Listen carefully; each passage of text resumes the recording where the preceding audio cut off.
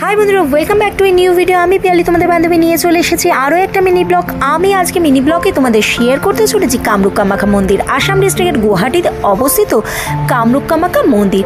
এটি কিন্তু 51 সতীপীঠের একটি সতীপীঠ। মাতা সতীর নাকি যোনি পতিত হয়েছিল এই অংশে, আর এইখানেই গড়ে উঠেছে এই পূর্ণক্ষেত্র। বেশ কিছুদিন আগে আমরা গেছিলাম কামরূপ কামাখ্যার দর্শনে।